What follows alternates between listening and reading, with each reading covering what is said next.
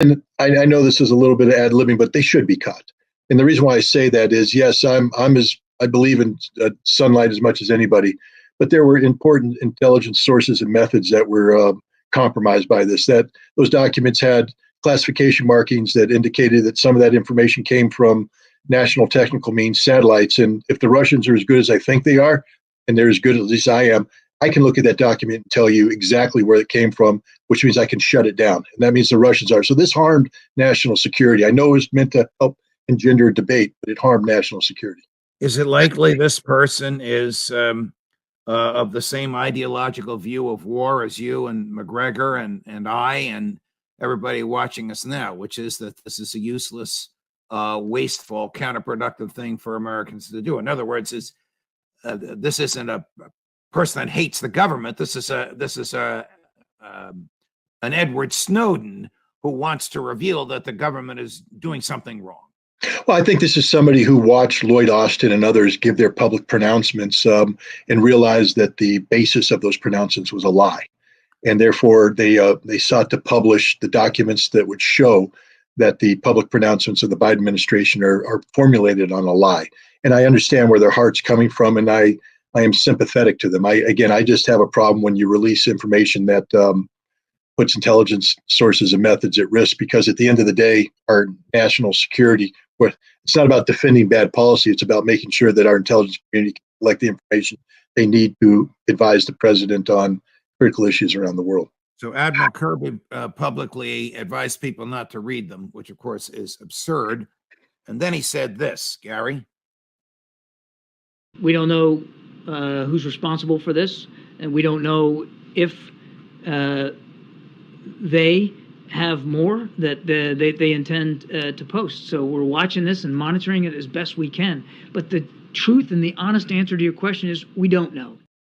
So interesting observation. I think he fears more, but that's just me reading his face. You can read his face as well as I can, probably better.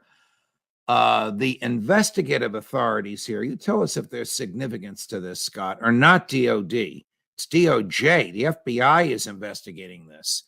Yeah. Question, does the DOD, which has its own investigative tools and assets, some of them are, as well trained as FBI agents, does the DOD not trust its own people to investigate this? I mean, why bring the FBI into something like this if it's, this isn't chasing a bank robber, this isn't ingratiating a terrorist and getting him to say negative stuff on tape like the FBI does. This is a finite group of human beings who had access to this, one or more of whom sprung a leak.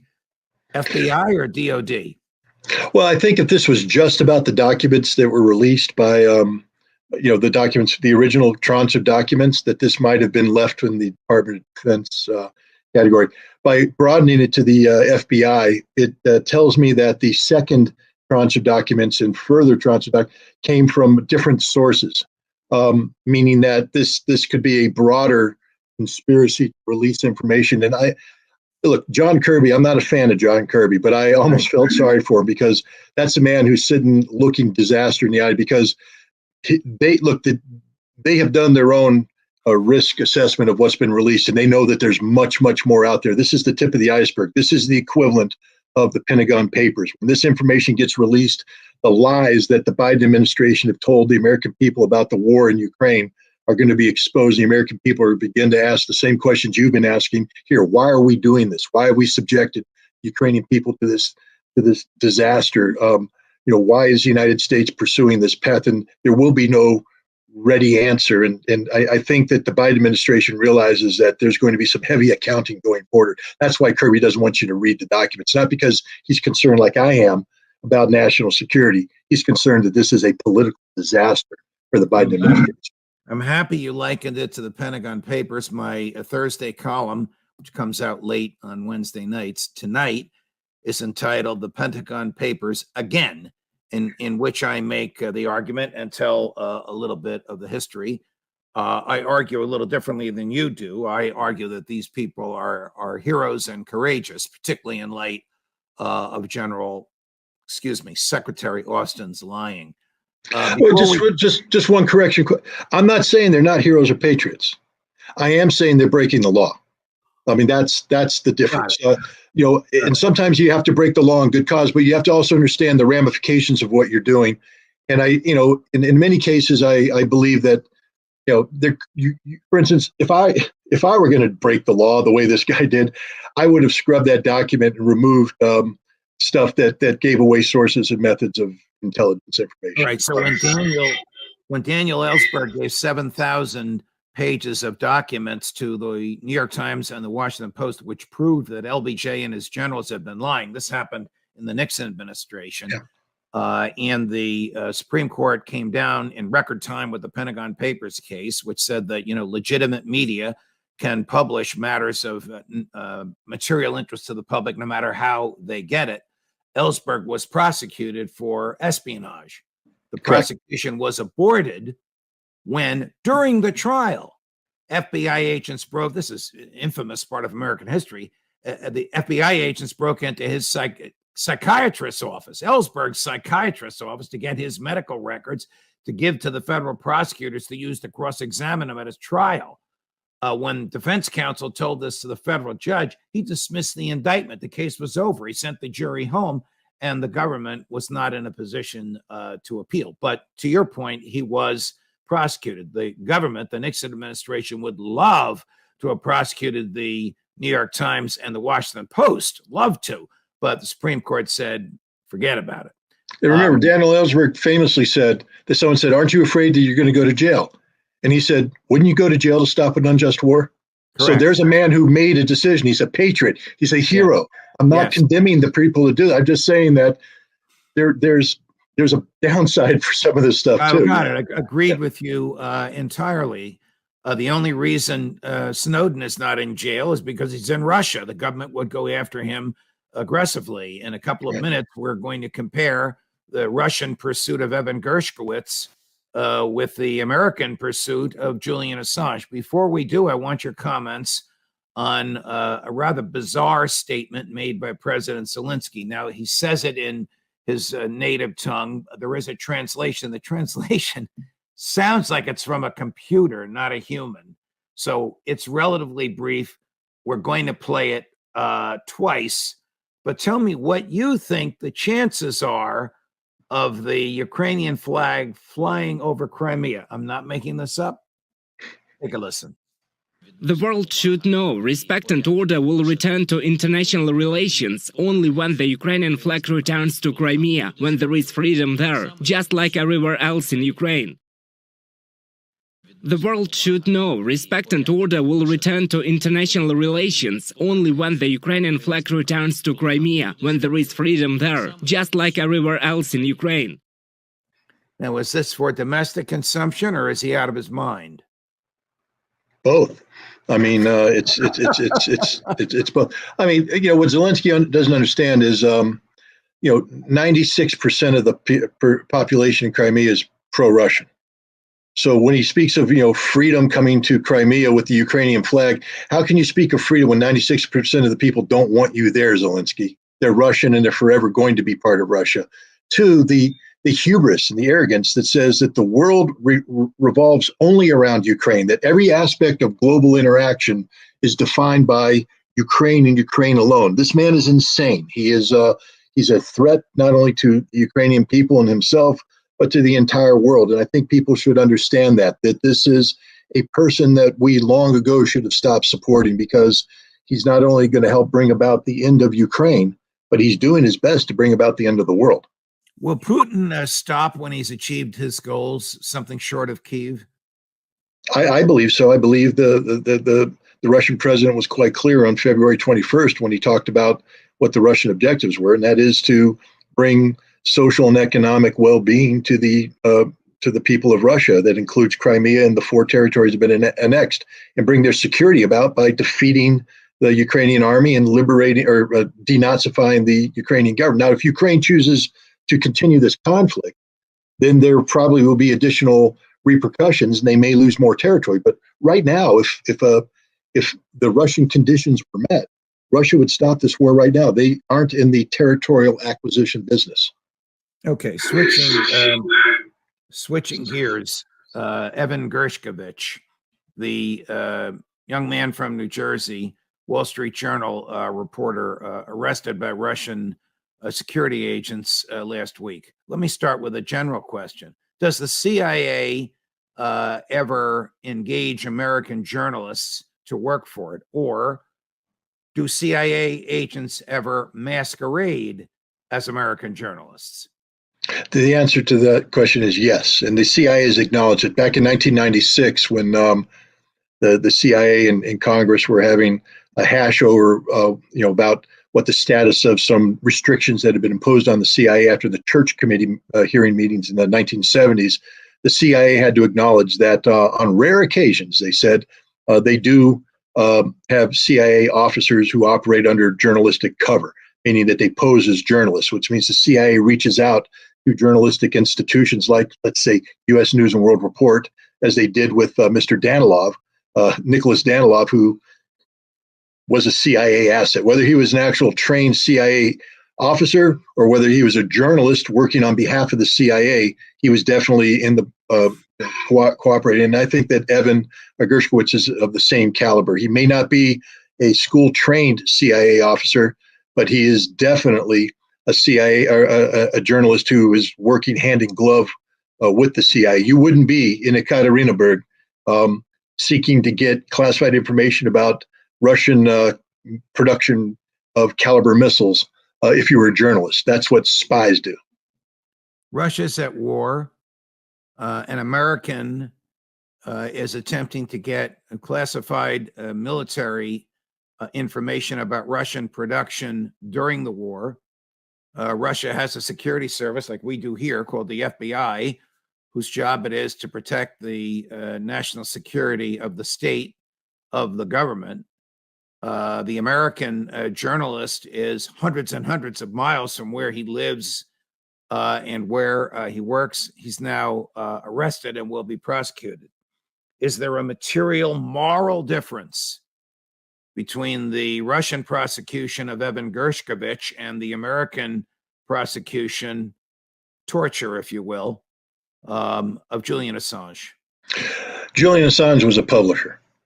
So he published information that he received. I think the better question would be: is there a material difference between Evan and Bradley Manning, Chelsea Manning, the individual who released the information to Julian Assange? Julian Assange didn't collect the information. He wasn't an intelligence collection asset. He was a publisher who received information. He is 100% protected by Pentagon Papers.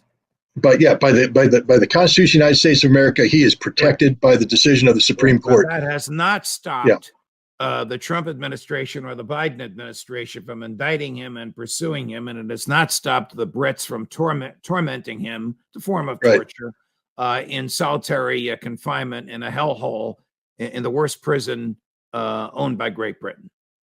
You're 100% correct. The ongoing torture, and that's what it is: torture and murder of Julian Assange is something that every American, indeed every freedom-loving person around the world, should be opposed to and should be. Now, I'm not encouraging. Would I like Evan to be returned home to his family? 100%. Look, we do it all the time. Spy swaps happen all the time. Is the United States ever going to admit straight up that Evan was working on behalf of the CIA? No, they can't. The CIA won't allow. But here's some clues as to why it's already happened that we've acknowledged it.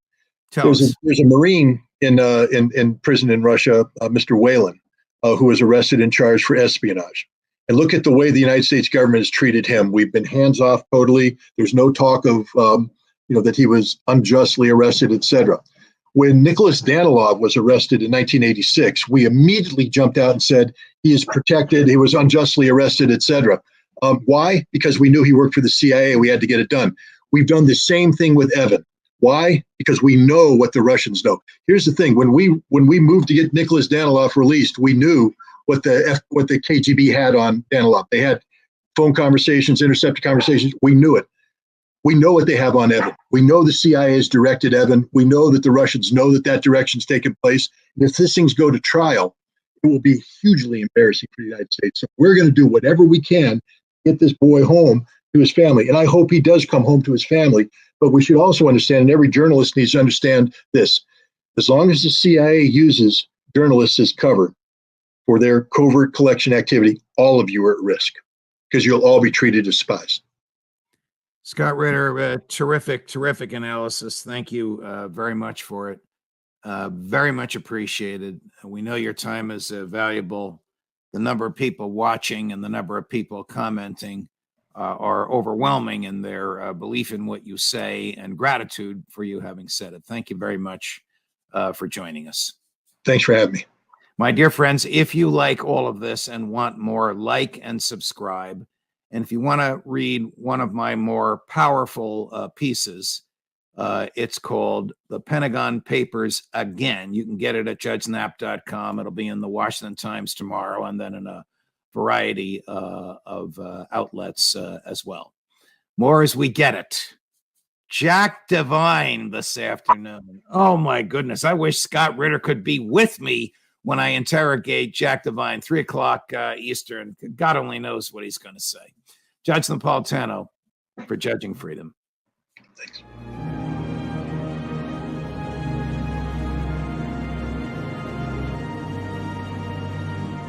War, the fact of the matter is, wars today are fought about energy and water, but resources. Very few times is the real purpose of a war ideology or religion.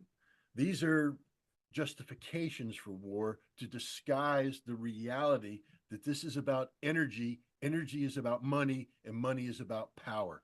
It's about the people who hold the reins of power, who benefit financially from the energy, controlling the world. And this is where it's frustrating for me as an American, because I'd like to believe that my country would only go to war to defend me, my interests, American interests. But we go to war to defend not national interests, but the interests of big oil. And big oil is transnational in nature. If I could just jump in, what mother would want to send her husband or her son or daughter off to war if she knew that it was to benefit the oil companies? So that's why pretexts are needed with every war. The lies have to proceed because otherwise they wouldn't want to. No, I agree. And then the pretexts get out of control. Just to give you an example, when we called Saddam Hussein, George Herbert Walker Bush called him the Middle East equivalent of Adolf Hitler, he made it impossible to negotiate with Saddam to bring in a termination. The regime change was the inevitable consequence, because once you label somebody Hitler, you can't go back on that. In 1993, Saddam Hussein, I can tell you this because I sat in the meeting with the Iraqi oil minister as he mocked me. He said, "You weapons inspectors are history. You're the thing of the past. Bush is gone. Clinton's coming in. We are actively negotiating with Clinton's people now in Jordan so that when he comes into office, we are going to lift the sanctions. We're going to invite U.S. oil companies in, and we're going to begin that business." And the oil companies were all in favor of this. This is where ideology came in, because having labeled Saddam Adolf Hitler, the Republicans couldn't back away. The Israelis were in. The paradigm of the Middle East that the neoconservatives had envisioned was being threatened by normalcy, and re-inviting Iraq back in. Iraq's oil had been eliminated from the market. The oil companies had adjusted. They had their price and their revenue generation dependent upon keeping Iraqi oil out of the market. And now Iraqi oil was threatening to come back into the market. So they disrupted it by faking an assassination attempt against George Herbert Walker Bush when he went to Kuwait. Never happened, manufactured out of the blue, totally fake. But by faking the assassination attempt, Clinton had to terminate his discussions about bringing back Iraq back in, lifting sanctions, instead attack Iraq and continue the conflict until its inevitable consequences. I don't want to get you kicked off of YouTube, Cynthia. So, I'll behave. Because you have to be careful what you say nowadays. Everybody's being attacked as anti-Semitic. And can you speak up a little bit? I'm doing my best. Okay. But no, look, there's nothing you can say to justify what Israel's doing against Hamas today, and what the crimes that have been committed against the Palestinian people for the past 75 years. I think at this juncture, the Israeli-Palestinian conflict is for the moment going to be bigger than oil, because it's become so political. But at some point in time, the world is going to seek stability. Stability is defined by energy security, and energy security is derived from access to energy sources and the income derived. So if you're trying to negotiate a solution to the Palestinian Israeli issue, and you don't factor in the reality of energy, then you're not solving the problem, because at the end of the day, whether or not there's going to be a Palestinian state, whether or not it's going to be a two-state solution or one-state solution, it's that outcome is going to be influenced by who's going to get the money off of, who's going to get the income from the gas fields off of the coasts of Palestine or Israel or whatever you want to call it, and where that gas is going to go. Right now, Israel has been working with Turkey. I mean, people ask the question, well, Erdogan supports Hamas, calls them a liberation organization, speaks valiantly about the Gazan people, and he's not doing a darn thing to stop the flow of Azerbaijani oil through Turkey into Israel, because he can't disrupt the business. The business is energy security. Israel needs to develop the gas fields. They need to develop the gas fields with a market in mind. The market they have in mind is Europe. To get to Europe, you go through Turkey. Turkey is going to be the energy hub of the region. Turkey can't afford to alienate Israel from that. So this will control, energy controls every aspect. And this is a sad thing, because Pippa, you probably know this better than I do. The world will never line up behind the Palestinian people. They never have, they never will. And once again, the Palestinian people, I believe, are going to be abandoned at the side of the road. Some bones will be thrown in their direction. But until we break the death grip that energy companies have on the world's paradigm of energy security, this is why, alternative energy is such a threat, because the security paradigm of alternative energy, of green energy, is fundamentally different than the security paradigm of fossil fuels. And nobody wants to give up their hold on power. And we're getting ahead of ourselves here, but I'll just say this. The Chinese are probably the only nation in the world that has a viable path to zero carbon or low carbon emissions. Why? Because China can do whatever the hell that China wants to do. And what they're doing right now is they're making massive investments in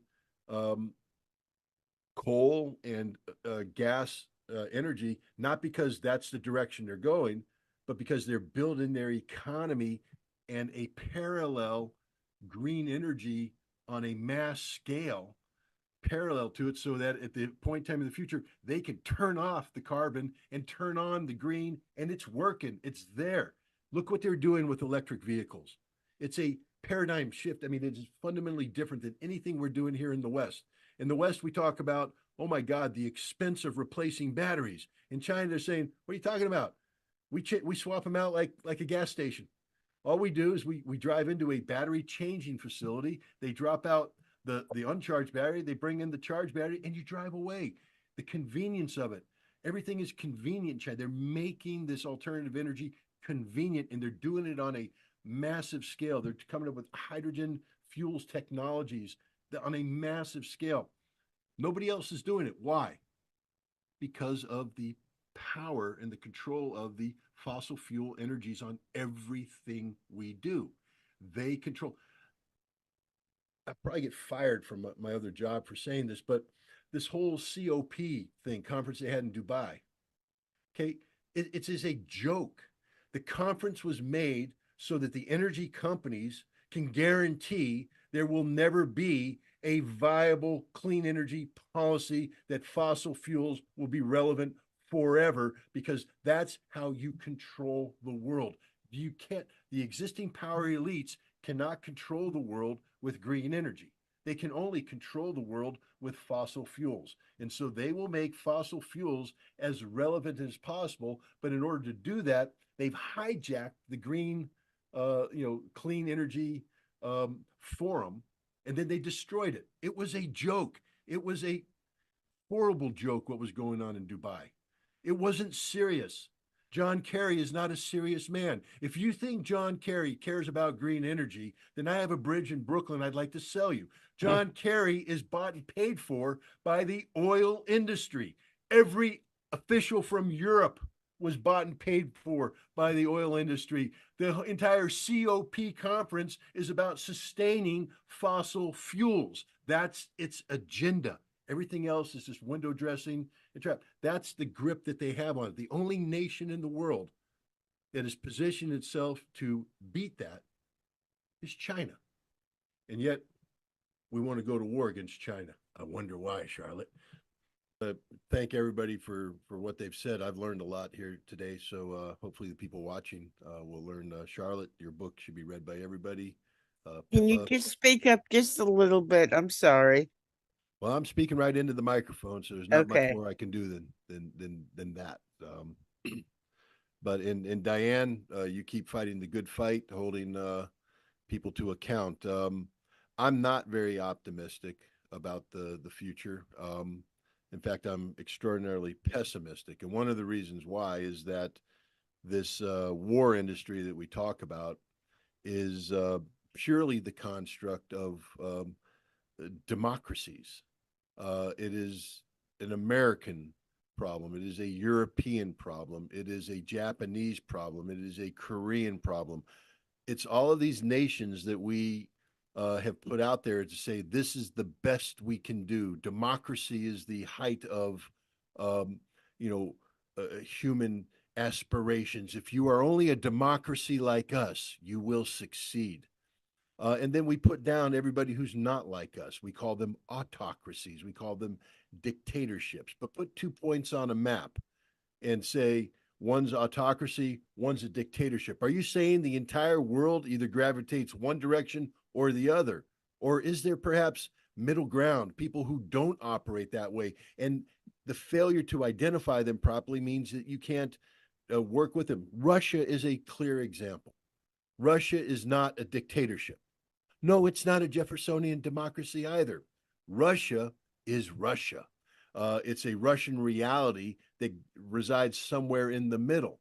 But we can't deal with that reality. We can't deal with what China is. Nobody can accurately define what the hell's going on inside China.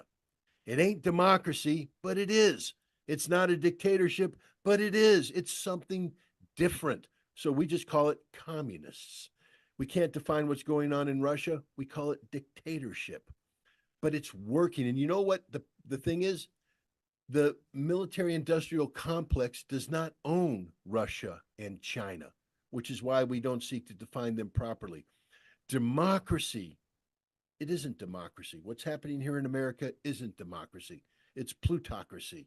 It's something other than the will of the people being expressed, because the will of the people has been hijacked by energy security interests. Big oil, big gas, linked to the military-industrial complex, owns America, owns Europe, drives America, drives Europe. And so there will be war. There will be starvation. There will be pestilence. Hundreds What a of millions cheery of people. thought. Pardon? I said, what a cheery thought. Well, I'm not here to cheer anybody up. I'm being No. realistic. And Yeah. and the only way it changes is if we, the people, become the democracy that we claim we are. Stop electing Joe Biden's to office. Stop electing Donald Trump's to office. Stop electing Chuck Schumer's to office. Stop electing whoever the heck my other idiot senator from New York is that Diane's running to replace? Kirsten Gillibrand. Gillibrand. Stop electing Rubio. Stop electing everybody who's in the United States Senate today to office. Stop electing everybody who's in the United States Congress today to office, because they have all failed. None of them represent the interests of the American people. All of them represent the interests of lobby groups, and these lobby groups are all 100% controlled or influenced by energy security interests linked to the military industrial complex. And until we divorce ourselves from that, we will continue to be pushed towards conflict, disease, pestilence, starvation. That's our future. How do we change it? Take control of our country. But we can't do that unless we divorce ourselves from this cocoon of comfort that we wrapped ourselves into. We're addicted to being comfortable. It's Christmas season. My family's like every other family, bankrupting itself to put presents under the tree, to have a good holiday season. I'm not condemning that, but what I'm saying is we're doing that while genocide is being carried out in Palestine using weapons funded by us. We're doing this while hundreds of thousands of people are being slaughtered in Ukraine using weapons funded by us. Until we recognize that we are responsible for everything that happens. We, the people of the United States of America, are responsible for everything that happens. And until we take ownership of it and say, yes, I am to blame, therefore we put the impetus upon us to fix it. As long as we see. And Hassan, chime in anytime you think I got something wrong here. I just want to remind people that it's late here in Russia, and I've been up very long, and so my brain is a little fuzzy, but I think I can handle this one. Turkey's organized into military districts or various armies, and the army that's in the Thracian area in Istanbul and European Turkey, the army that's in the Izmir area, I believe these are armies that are dedicated NATO forces. But the armies that operate to the east, especially the army that operates along the Syrian border, these are not dedicated NATO forces. So, Turkey is one of these nations where they have a significant, part of their armed forces which carry out non-NATO duties. And Turkey also is a nation that recognizes the reality of Russia, meaning that unlike other European nations, Turkey knows that it's in their best interest to have good relations with Russia. This is why Turkey has active economic engagement. Russia just completed a nuclear power plant. But the other thing is that,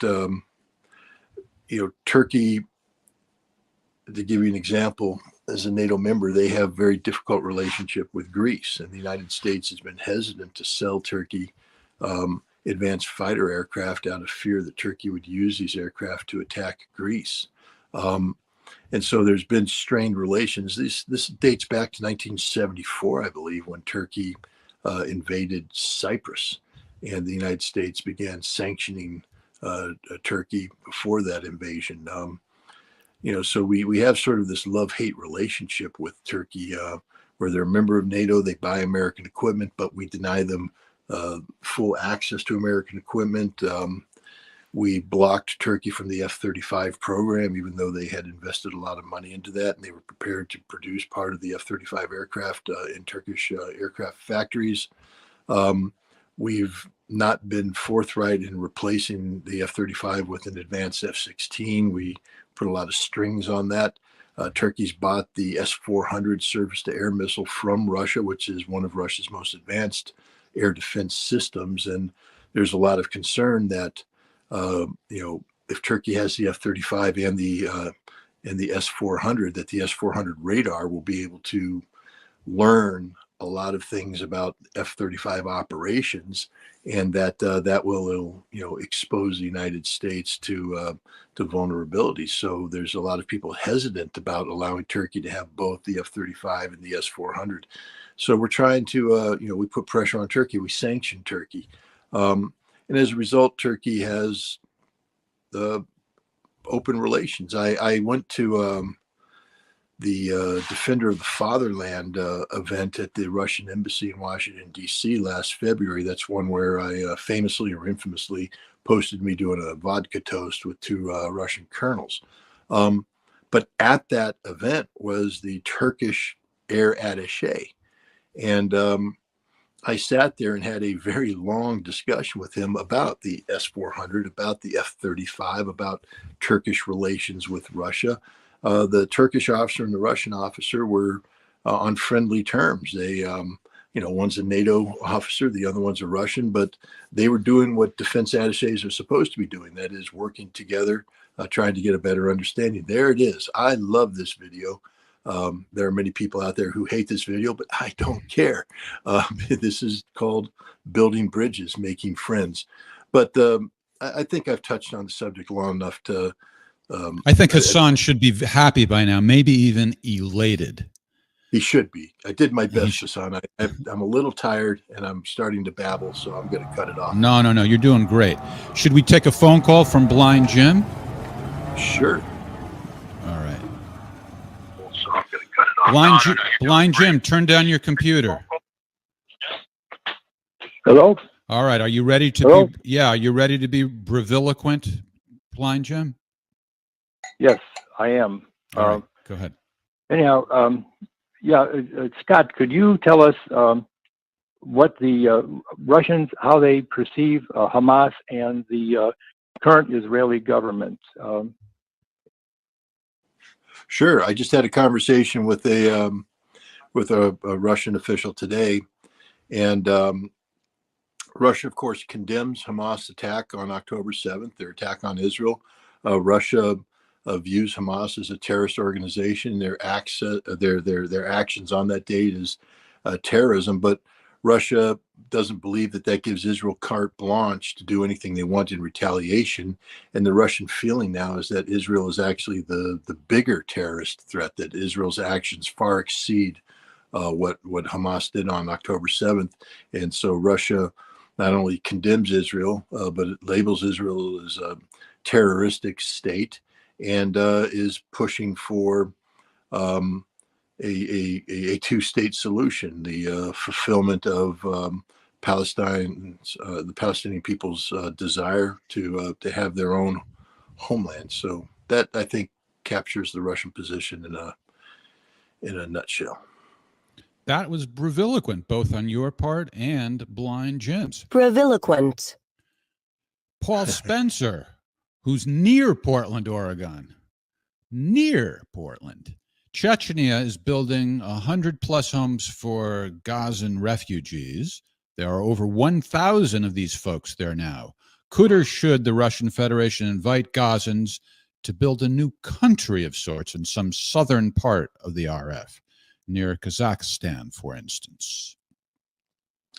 I mean, before Russia does that, I think people should ask the Palestinians if that's what they want.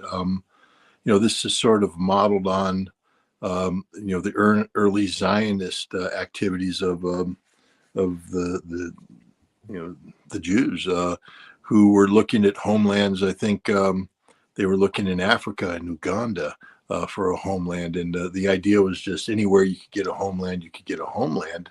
But they chose the Holy Land because there's biblical links there. The Palestinians, why would they want to live anywhere but Palestine? I mean, that's their homeland. It's theirs. I don't think the Palestinians would agree to a false state, a fake state, a new state that doesn't have any historical relevance. All right, our first internet outage. And we'll see if we can get Scott back. As I said before, we do have a plan. But I'm back. Okay. I don't think that the Palestinians would go for it. I commend Chechnya for its for what it's doing for Palestinian refugees, but I think the status will be refugee status, which means at some point in time these people will hopefully be returned to their homeland and able to build homes in Palestine. All right, keep that phone number handy just in case, Scott. Jasmine from the great state of Michigan. I think that's where Blind Jim is also, right? You have previously said that the U.S. will always remain faithful to Israel because of the Israeli lobby. But ever since the genocide in Gaza started, you can see the opinions change, especially among the young generation. So do you think the days of the Israeli lobby and Zionism are numbered? I'd like to hope so. I'd like to believe so. And I would like, I want it to be that way. But the reality is, Israeli money runs deep. The corruption of the American political system at the hands of the Zionists, of the Israelis, is real. They brag about it, openly brag about it. They're going to spend $100 million to influence the 2024 election. Imagine if Russia just came out and said, hey, we're going to spend $100 million to influence the American election. Think anybody would stand for that? Of course not. But Israel's bragging about it. They openly lobby Congress. They threaten congressional members with being primaried. Imagine again if Russia came in and said, hey, if you don't support this, that, and the other thing, we're going to put money in the system and run somebody against you. Nobody would think that candidate would be legitimate. We'd say that's a Russian candidate. Well, guess what? Most of the candidates that run for Congress are Israeli candidates because they're bought and paid for by the state of Israel. And as long as that's the case, until you purge Congress of this Israeli taint, so to speak, I think that the lobby is always going to have that power and the influence. I'd like to believe that we could find a way to limit it, but I'm not optimistic. What do you make of South Africa going before the UN court accusing Israel of genocide? I think it's wonderful. I'm glad South Africa had the moral courage and integrity to do so. There's no doubt in anybody's mind that Israel is a genocidal state. What they're doing against the Palestinians readily qualifies as genocide, and it's wonderful that South Africa has taken this case to the court. The court is hearing the case.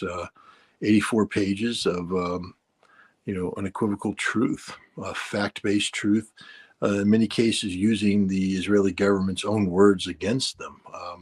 You don't have to manufacture a case here. You don't have to use circumstantial evidence. The Israelis have right out, just Israeli officials have said it. There's the soldiers say it. The commanders say it. It's genocide, and I'd like to believe that the court will find Israel culpable in committing genocide against the Palestinians in Gaza. All right, let's go on to our next question. This is from A Witness in Canada.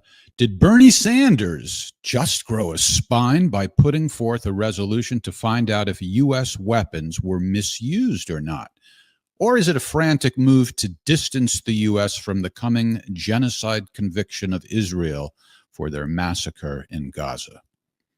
Bernie Sanders growing a spine? Do you know about this? No, I mean, I'm hearing about it, but I'll take a witness at face value here that Sanders did this. I don't think he did it because he's trying to do the right thing. He has long been an ardent supporter of Israel. I think he's doing it for political cover. At some point in time, Joe Biden and the Democratic Party is going to have to distance itself from the atrocities being committed by Israel. And what Bernie Sanders has done, even though he's technically an independent, he caucuses with the Democrats. And I think that what he's done here is create the beginnings of a political cover of as you call it, Jeff, a plan B for the United States when it's time to cut and run from Ukraine because it's a sinking ship and we don't want to go down with that sinking ship. All right, let's take another phone call. Because it's a sinking ship. Turn down your computer. What's your question? Okay, well, turn it down. Привет. You can do Hello. it. You can do it. All right, what's your question? Привет. Привет, добрый день, как дела? Scott Ritter for president. Scott Ritter for president. Okay, is that it? Is I that want to toss that. I think it's a realistic goal to get Scott Ritter elected president in 2028. I just want to toss that out. Okay. But Mr. Ritter, you have inspired me to study and learn Russian, and to begin to read Pushkin and the other great Russian authors. I'm 64 years old, but I'm going to be doing that for the rest of my life. I'd just like to ask you, have you read all of Pushkin? What do you think are his important poems? I gather that Eugene Onegin, is that like the central work where where you get the ideas about the Russian soul? And just any other comments you'd have about Pushkin? All right. Yeah, Thanks that's for my your question. call. Thanks for your call. You can listen to President Ritter address that question on your computer. Thank you. Go ahead, President. Well, first I want to commend you for learning the Russian language and familiarizing yourself with the great Russian authors, and of course, Alexander Pushkin is one of the greatest. Eugene Onegin, of course, as you said. I mean, you know the answer. It is a poem that many people say best describes the Russian soul. I'm lately been reading up on the Bronze Horseman, another epic poem written by Pushkin about the statue to Peter the Great in St. Petersburg. Because if you look at the prologue, it talks about it sort of mocks the Finns and the Swedes. And Peter the Great is building this city, St. Petersburg, in order to protect Russia from these two threats. And when you look at today with Finland having joined NATO, Sweden on the cusp of entering NATO, it just seems to be relevant, and to get Pushkin's insight into the thinking behind the building of the city is, again, I just think there's a lot of important parallels today. But no, you're doing very good. I applaud do you think you. this guy could possibly be the U.S. ambassador to Russia in the Ritter administration? Well, he could be the U.S. ambassador to Russia in somebody else's administration. I can tell you that the not only the likelihood of me running, but the chances of me being elected are slim to none. So I appreciate the vote of confidence, but I'll keep doing what I'm doing. I think I do a better job as a citizen ambassador than I would do as a failed presidential candidate. All right. Well, a 64-year-old guy can dream, can he? For crying out loud. Give him something to live for. Kiki, who claims to be your biggest fan, I don't know about that. How do we measure that? She's, you know what? I think I forgot to change near Portland, Oregon. So disregard that. But anyway, you have said before that Israel is not our ally. Then why does the U.S. staunchly continue to support them, even during times of genocide? There's that G word again.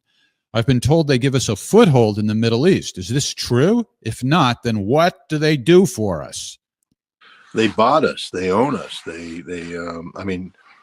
You can listen to Alan Dershowitz. He gave a speech the other day where he, talks about the Jewish influence in America, and he doesn't, hide from it. He basically says that, the Jewish people who constitute, a small percentage of the American population dominate, and that they don't need to apologize about it. He brags about how the American Jews are harder working, smarter. They've applied themselves better, and they deserve the right to have this influence. And they not only deserve the right, but they have to have this right in order to, basically get America on board to, the Israeli bandwagon, so to speak. So, but when I say that Israel's not our ally, Israel uses the United States. We're a tool for Israel. So,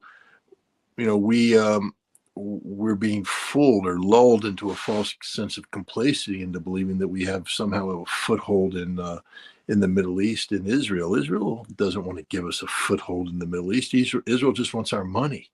Israel wants the political backing, the veto in the Security Council, etc. But Israel, doesn't want to open up its defense, its national defense, to the vulnerabilities that come with a genuine alliance with America. Plus, Israel spied on us. Who do you think Jonathan Pollard is? Do the research. Man who spied on the United States in the 1980s, took what we called the crown jewels of the intelligence business. The book that lists all of the frequencies that we monitor using our signal intelligence capabilities. And if you know that we're listening to you, if you know that we've broken a code, then you'll change the systems, and the money that we spent in getting into the position where we could listen to that particular communication is wasted money. Jonathan Pollard sold this to the Israelis, and then the Israelis in turn bartered it to the Soviet Union to get more Jews out of Israel. So Israel uses America. They killed American sailors. They attacked the USS Liberty, a flagrant attack, killed American sailors, wounded American sailors, never really apologized for it. Israel continues to spy on us. We saw the AIPAC, the American Israeli Public Affairs Committee, back in the late 1990s, was a front for spies. They were liaisoning with the Pentagon officials, and some of the Pentagon officials were giving AIPAC classified information about Iran's nuclear missile program, and then the AIPAC people gave that information to Israel. It's spying, literally spying. So no, Israel's not our ally. I think that there's a lot of propaganda that goes into defining Israel's relation with the United States. Both Israel and the American Jews like to make it out as Israel's our greatest ally, that it's literally the 51st state. But the reality is Israel is one of the worst enemies America's ever had, because they've done more harm to America than many of our acknowledged enemies. All right, let's take a voicemail message, or play a voicemail message from an anonymous caller. Hi, Scott. Thank you for answering our questions while traveling through Russia. Now, to my question, I can understand the importance of Mykolaiv to secure Odessa once taken by the Russian army, so that Ukraine does not pose danger to the Russian Navy around Crimea. But can you explain the strategic importance of the further northeast oblasts, Dnipropetrovsk and Kharkiv? Also, does the Ben Gurion project play a role in the recent Israeli incursion into Gaza? Thank you so much. Well, thank you for the question. I'll start with the Ben Gurion project. Basically, the Ben Gurion project is the idea that Israel is going to not be held hostage to the Suez Canal, and so they would build their own canal connecting the port of Eilat with the Mediterranean Sea. The plan envisioned extensive use of atomic demolition munitions to basically carve this canal out of the desert. It's a plan that has no chance of succeeding, because no one's going to allow that many nuclear weapons to be detonated underground, or to create these things. So I don't think the Ben Gurion project had anything to do with it, because it's not an active, viable project, at least to the best of my knowledge. So that the thing is, when you speak of Odessa, and I continue to believe that Odessa will be taken by the Russians as part of their demands when this conflict ends with Ukraine. Vladimir Putin recently has come out and said that Odessa is a Russian city, and he's a man who's very careful with his words. So I'll take him at face value that Russia plans on taking it. And as the gentleman caller mentioned, to take Odessa, you have to go through Mykolaiv, and so they're going to have to take Mykolaiv as well. But now when you look at those two goals and objectives, new co-host Yelena. So thanks for all your hard work. We appreciate it. Stay in touch. Thanks a lot. Yeah. All right. But I'm fired. All right. Well, Scott, you missed the coin giveaway. We put the time to good use so that people would have Who something won? interesting. Well, it was kind of an odd name that I can't really remember. You know how people always have these weird handles on YouTube and so forth? Or maybe it wasn't even a weird one. Maybe it was just a foreign name, but I don't know. Bachem something or other? Whatever. Congratulations. Yes, congratulations. All right. So let's see. You want to do a couple more questions? Where are we here now? We're still within the hour window. Okay. Let's see where we left off. Claudia Pineda in Ottawa, Canada. According to an article in the Times of Israel, Israel knows the exact location of Hamas leader Yahya Sinwar. However, according to the article, Sinwar has surrounded himself with a large number of Israeli hostages, which is preventing the IDF from carrying out a strike on him. Do you believe these statements?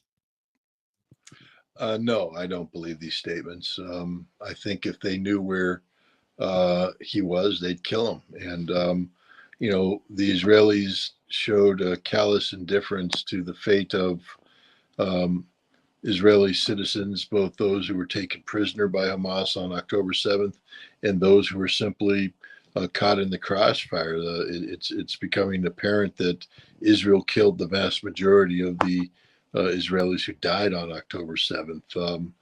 That the Hannibal Directive, which is the name of a directive, a controversial directive that has Israel killing soldiers or hostages before they could be taken back into Gaza to prevent Hamas from using them as leverage to get Palestinian prisoners released, that the Hannibal Directive was in full force. So, no, I don't believe this. So I think if they knew where he was, they'd kill him. All right, Scott, we'll take you any way we can get you with technical problems. But if you are able to steady your phone, we're hearing the rustling around a little bit. Are you able to steady it or not? Should we just continue? Well, I'm holding it by hand because Okay. I think the problems was that my little stick gig cut off my internet connection by putting pressure on my phone in some way that it shouldn't have. So rather than repeat it, then we'll just live with it. We'll just live with it then. Just asking. All right. Ramsey from Pittsburgh, Pennsylvania. Is the West experiencing a weapons shortage that could affect Israel's military capability? The U.S. bypassed Congress again to approve another arms sale to Israel consisting mainly of 155 millimeter shells. However, it seems those shells will be given to Israel unassembled. Is this how shells are normally exchanged?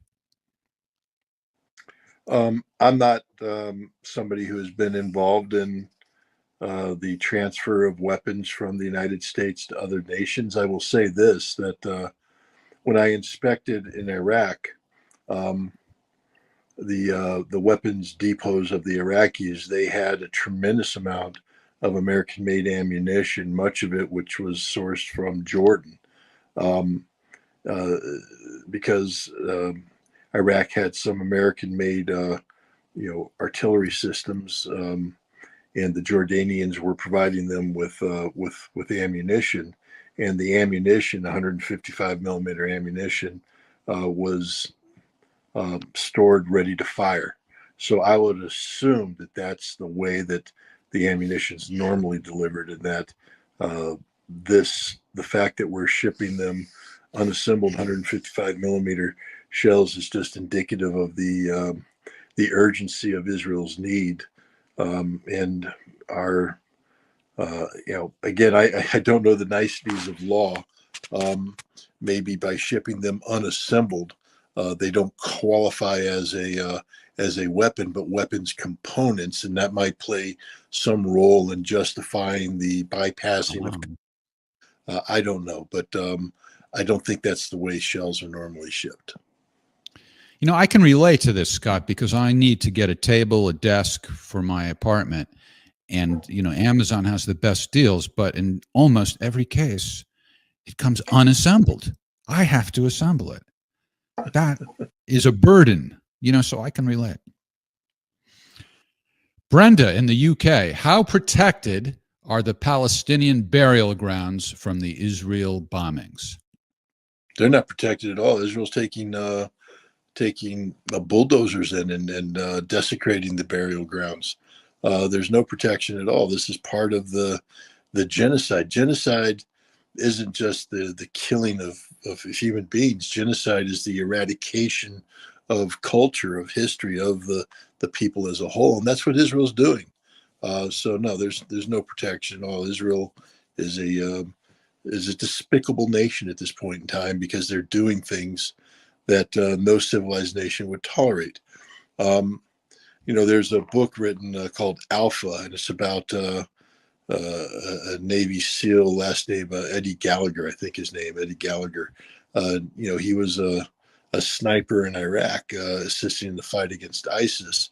And the man was just a brutal thug. He would go up and shoot Iraqi school children and then call them ISIS kills. But he was turned in by his fellow SEALs. The trial was a travesty. But, you know, what I'm saying is that when a Navy SEAL murdered Iraqi children, the system didn't embrace it, applaud it, give him a medal. The Israelis, they're on video right now. They killed a Palestinian mother who was holding the hand of her son. Both were waving white flags as they were trying to move out of a danger zone, and the Israeli sniper shot and killed her. He knew, looking through the scope, that she was a non-combatant. She was waving a white flag. She was holding the hand of a child, and he shot and murdered her. Nothing sacred. The Israelis have become the worst people on the planet.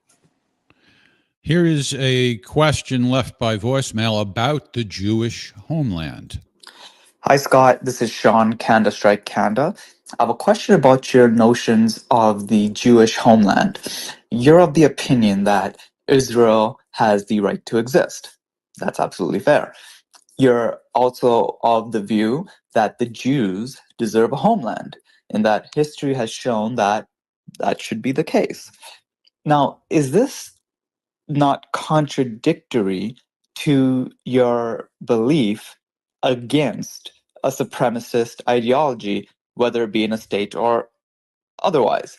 That is to say, does a Jewish homeland by itself not necessitate a supremacist nation state or country in which Jews are above all else?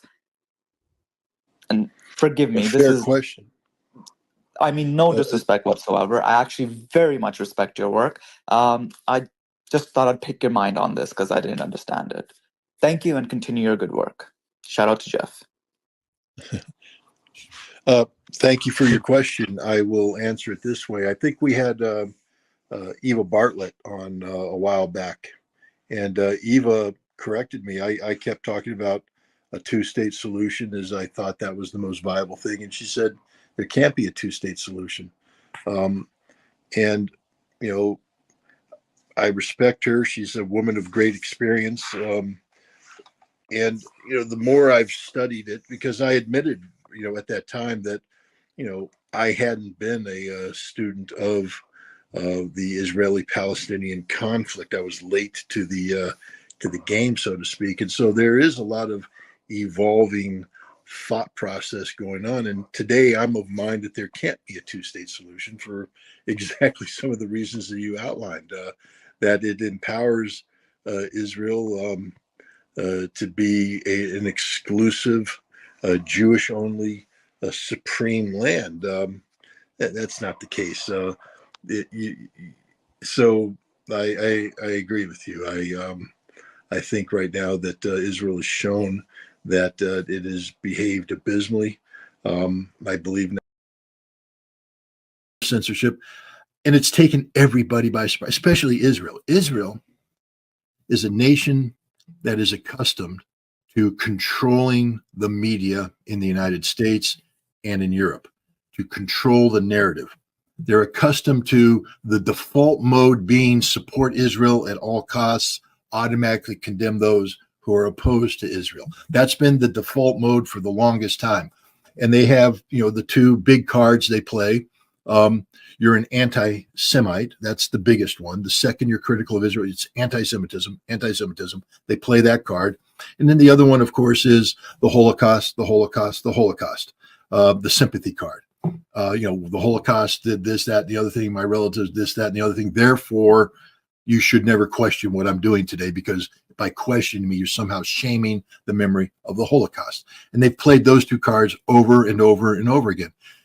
But right now, what's happening is I think people are recognizing that, first of all, being anti-Zionist doesn't mean you're anti-Jewish at all. And so the notion that anti-Zionism automatically equates to anti-Semitism, it's being pushed back. There's being pushed back by people like me who are saying, no. I'm not anti-Israel. I'm not anti-Jewish. I'm actually pro-Israel, and I'll defend a Jewish population as much as I'll defend any population. I'm an American, free religion, baby. You come to this country, you should be allowed to practice religion, do whatever you want, free of outside. And if there's people out there saying we're going to take down that synagogue or we're going to do that, no, you won't. I'll be one of the first people standing out there defending a synagogue, defending a Jewish cultural center with my life if necessary, because they're Americans and they deserve that protection. But that's not Zionism. That's Jewish faith, Jewish religion, Jewish culture. Zionism is something completely different. Zionism, especially political Zionism, is about using the Jewish faith in a way to elevate Israel, this Zionist Israel, this biblical Israel, this Eretz Israel, into an modern day version of the Aryan nation of Adolf Hitler. They're talking about, we are the supreme people. We are the chosen people. I always like that one. God chose us. Didn't choose me. Didn't choose you. Didn't choose China. Didn't choose Africa. You're telling me God is very selective in who he chooses. So God made man in his own image, but he doesn't like 99.99999% of us, only the Jews. Only God loves the Jews.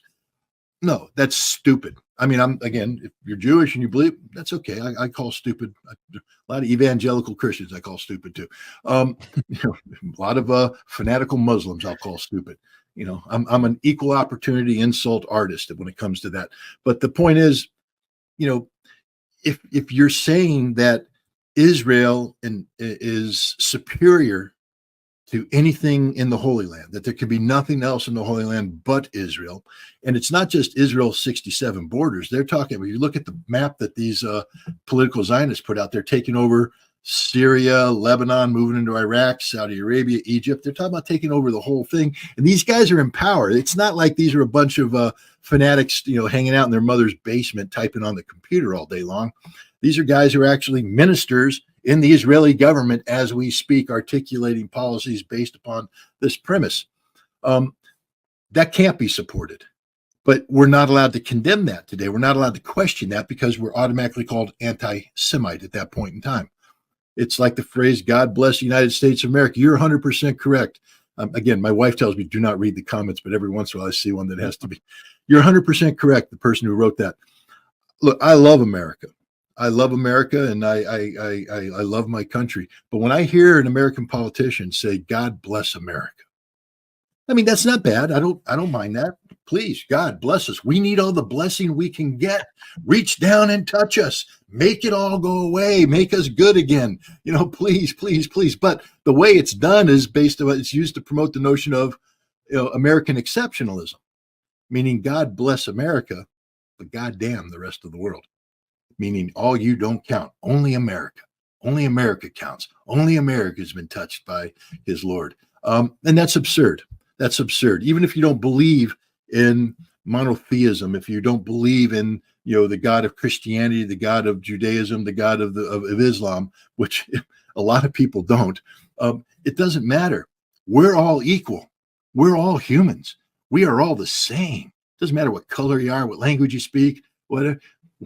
No life is worth more than another. And one of the problems with both the American, God bless America stance and the Israel, we are the chosen people stance is it implies that there are people who are more important than other people, people whose lives matter more than other people. Anytime you hear the Israelis talk about, for every, Israeli killed, we're going to kill 100 Palestinians. Well, you know who did that? The Nazis. For every German soldier who was killed, we're going to hang 100 people. We're going to shoot 100 people. We're going to burn that village. We're going to do. Israel has become that which was trying to destroy it. That's one of the things here. So, getting back to your question, I think we're going to see a lot of desperate acts by a lot of desperate people trying to silence voices that, for the first time in a long time, are starting to resonate. There are people now who aren't afraid. That's the other thing, is people become fearless because it's hard to shut them down. People can now get out there and call out Zionism as the political scourge that it is. And yes, they'll be attacked, but they'll also find a lot of support. And there's people saying, see, the internet has built up this whole anti-Semitic thing. Yes, it has. Yes, it has. There's a whole bunch of communities out there on the internet. There are communities of hate. There are communities of intolerance. There are communities of whatever you want to say it. That's the consequence of free speech, ladies and gentlemen. Free speech means everybody gets to speak.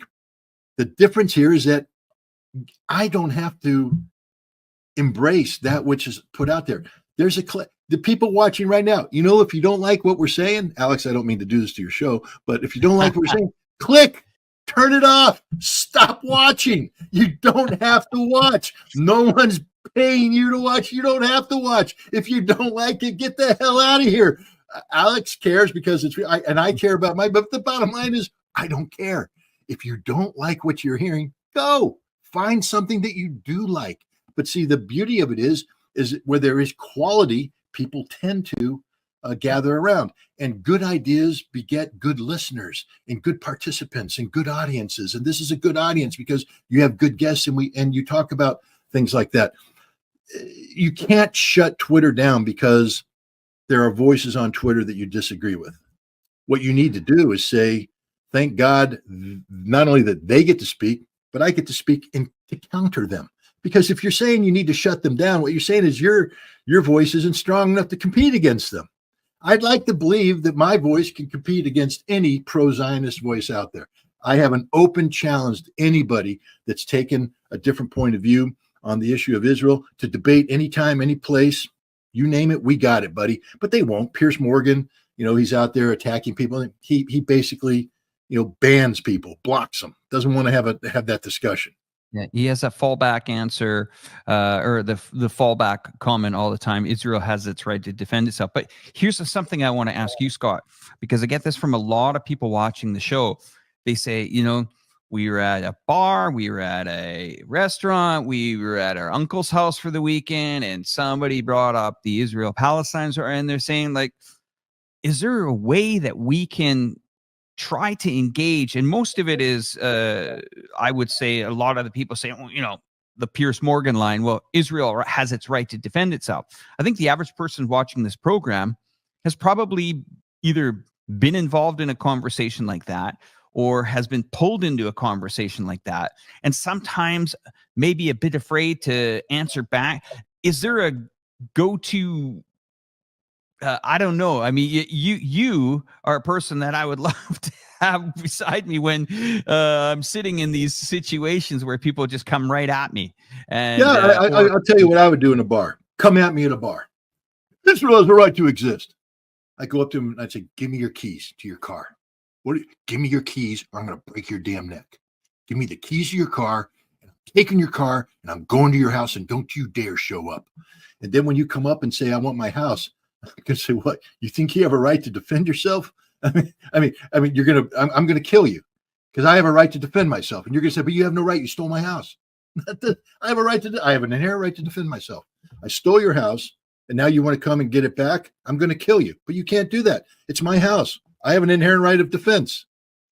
Welcome to the Israeli argument. They stole the Palestinian land. They stole everything.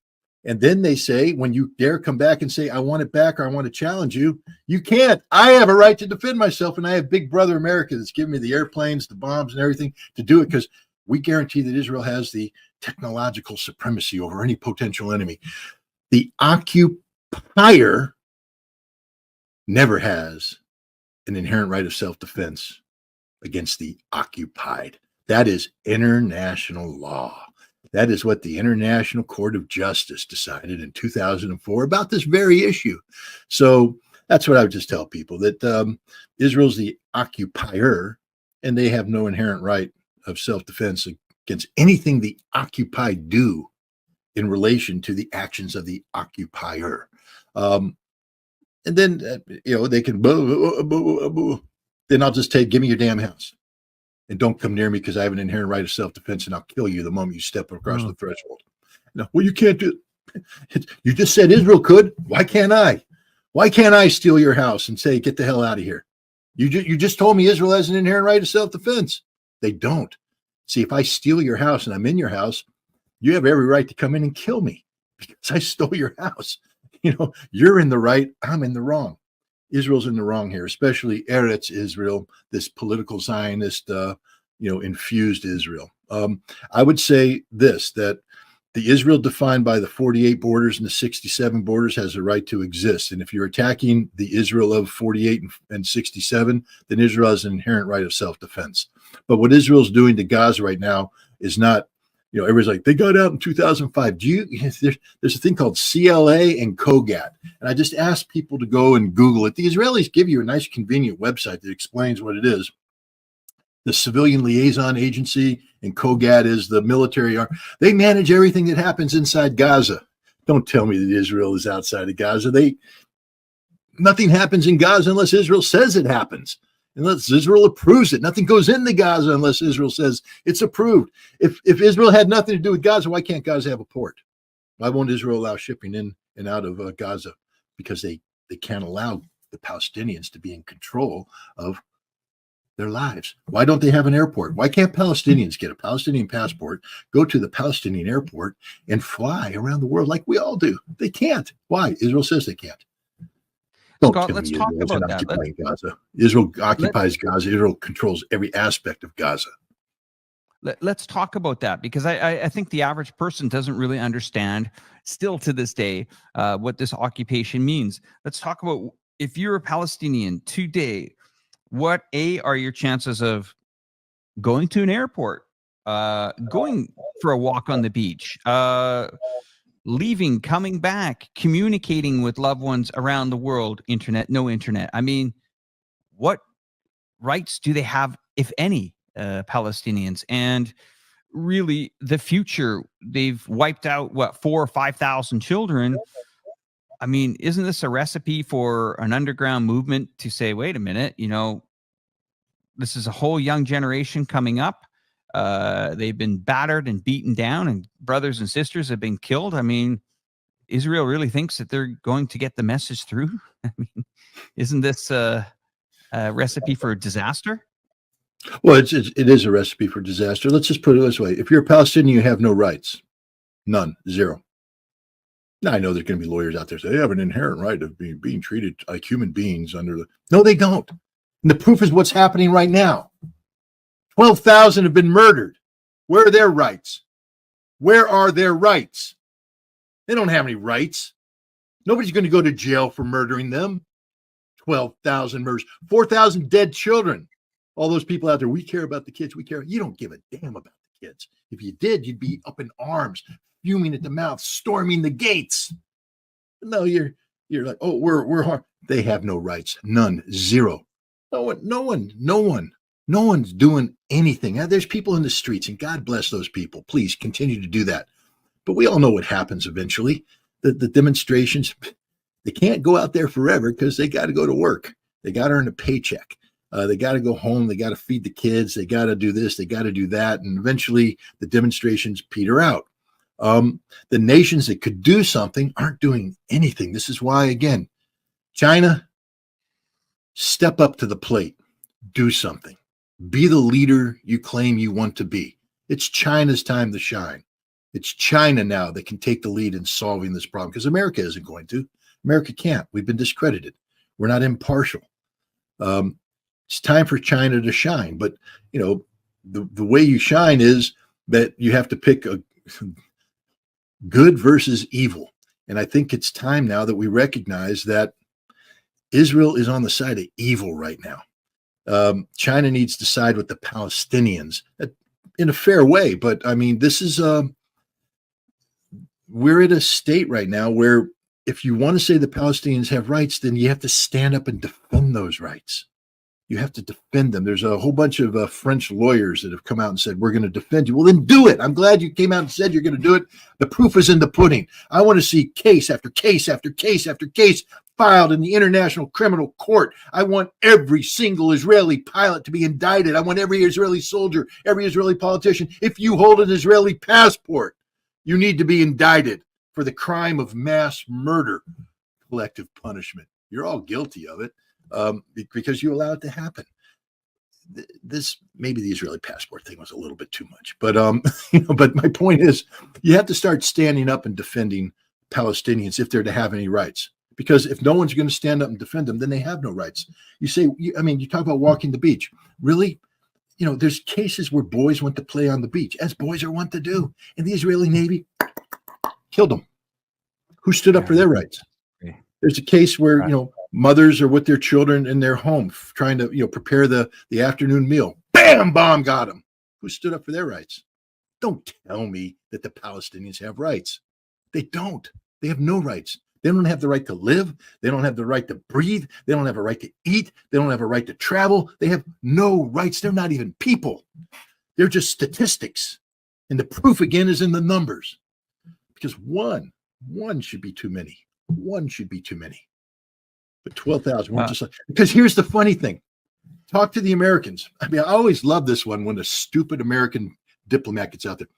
12,000's too many. Well, what's an acceptable number, boy?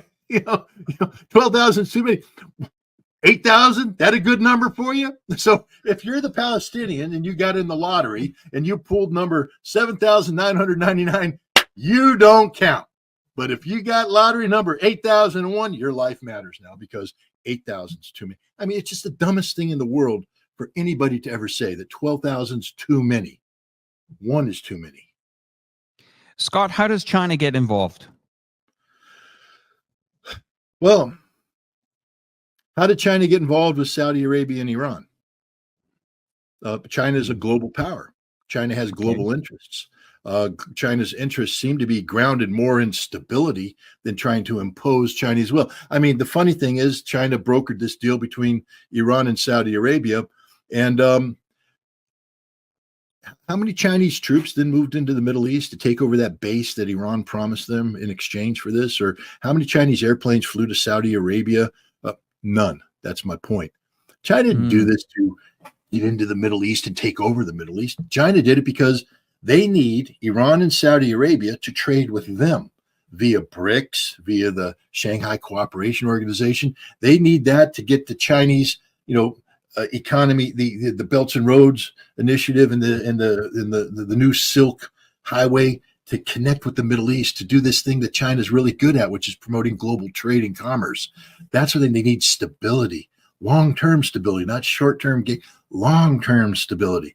So China is the only nation that is looking for, for instance, if they were to get involved in a solution, and they've been saying they're prepared to do this. It's not like I'm asking China to do something China's been saying for years, we're ready to take the lead on resolving this issue.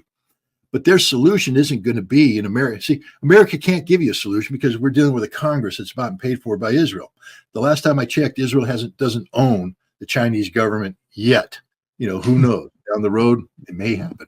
But in the United States, our government is bought and paid for by Israel. They own it. So everything we do is going to be a short-term focus for the short-term benefit of Israel. We're not looking for any long-term solutions. This is why whenever America is involved in a two-state solution discussion, it immediately disappears because we have to be responsive now to the immediate political needs of an Israeli political class that survives because of America. And so if we're doing something that makes it uncomfortable for them, we have to immediately correct the course in short term. China is long term. China's about economic. Here's the other thing too. Take a look at Gaza. Who's going to rebuild it? Who has the resources to rebuild it? Who has the ability to leverage their global economic clout into rebuilding? The United States can't. Again, we got money, but hell, we're the only way we could rebuild. The only way we could rebuild Gaza is if we sold more bonds to China to raise the money to rebuild Gaza. I mean, that's the ridiculous state of the American economy today. China, on the other hand, again, the Chinese government has to decide what's in its best interest. But one of the things that China can offer, and again, look at how excited Benjamin Netanyahu got about at the General Assembly debate when he was showing the map, not of the Iranian bomb as he used to do, but of the map showing the Middle East,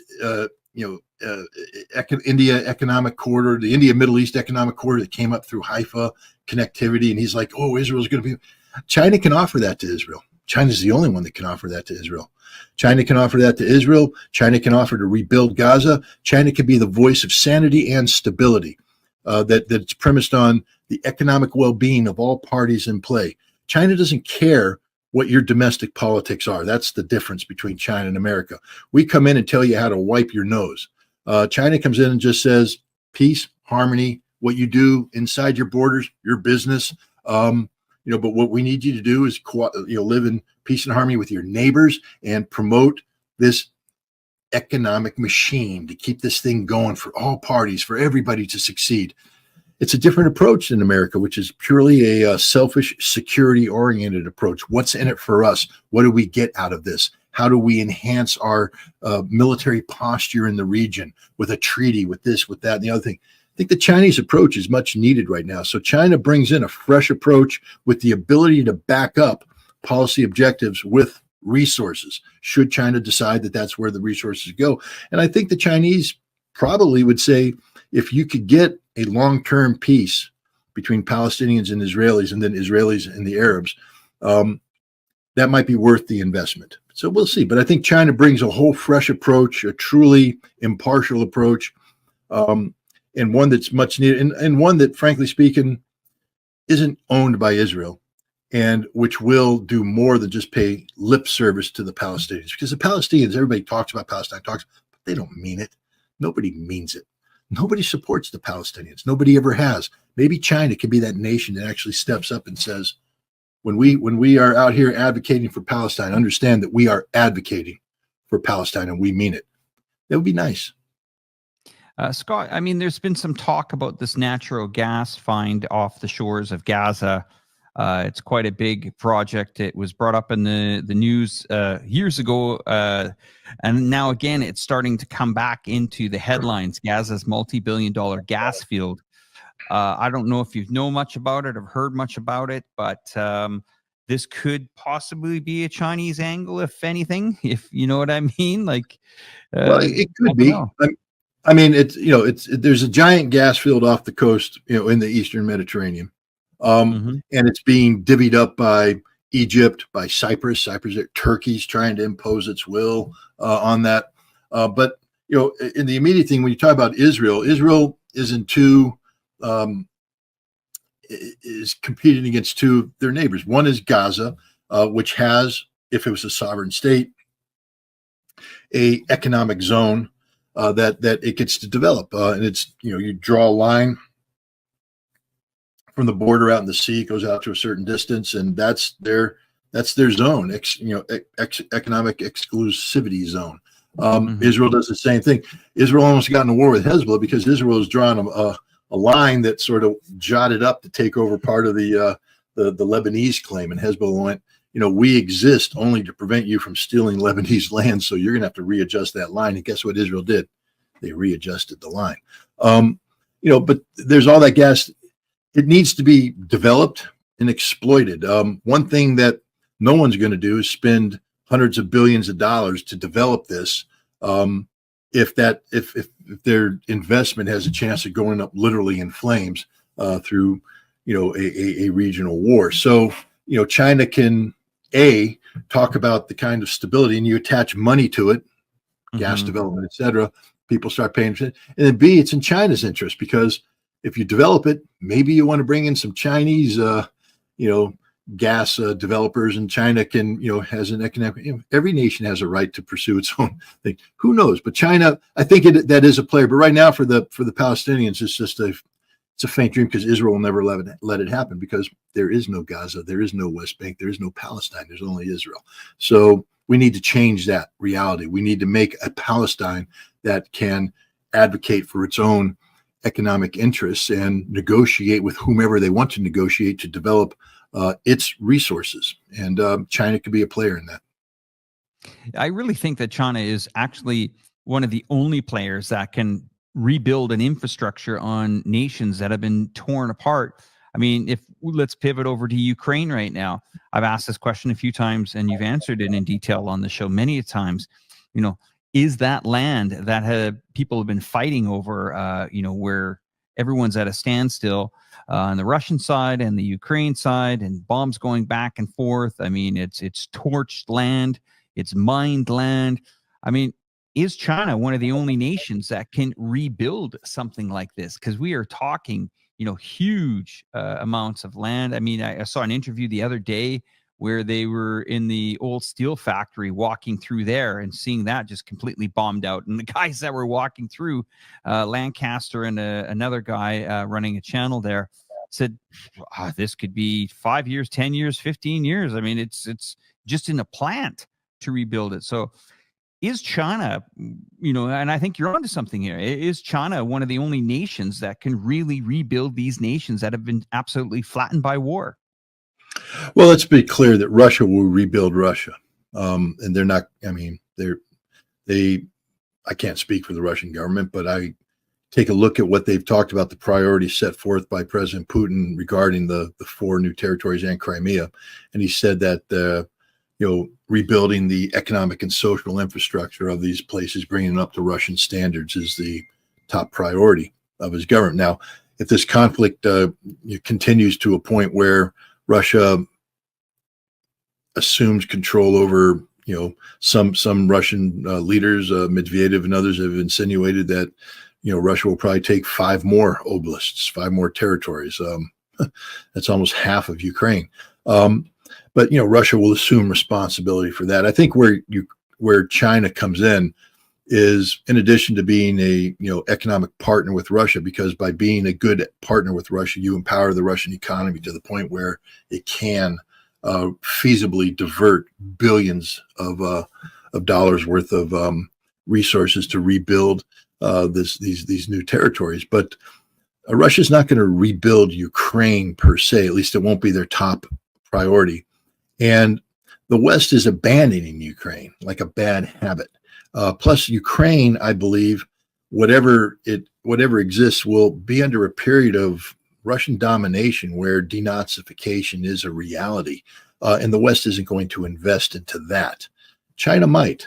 China, might be willing to go in and and extend the Belts and Roads Initiative into Ukraine, and I think Russia might be inclined to let them happen, because the last thing Russia needs is a Ukrainian cancer festering on its borders. Mm-hmm. When this war ends, Ukraine needs to be brought back into being a functional, nation based upon logic, and China could be of assistance there, I believe. Again, I can't speak on behalf of Chinese politicians and what their priorities are, but again, I think they also agree that Ukraine can't be this infected mass just putrefying on the flank of Russia, that Ukraine will have to be healed.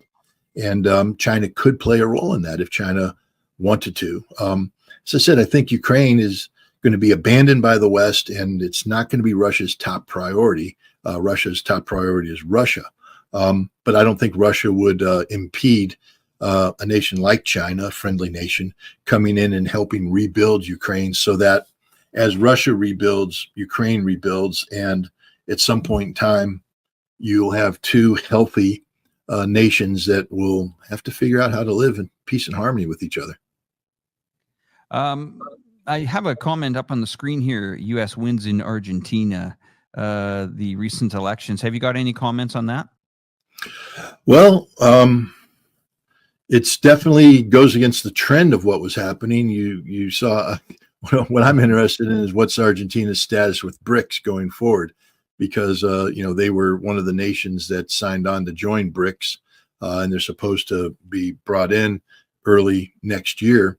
But a key aspect of BRICS is de-dollarization, and the new Argentinian president said no, he wants to re-dollarize the Argentine economy, and he's going down a path that runs counter to all of his neighbors and all of the global South. So, he will definitely be an outlier. Argentina will be an outlier. And now the question is America the economic ally that Argentina can rely upon? And all I would caution the Argentinians is that you're not the 51st state. You can wave the American flag as much as you want to.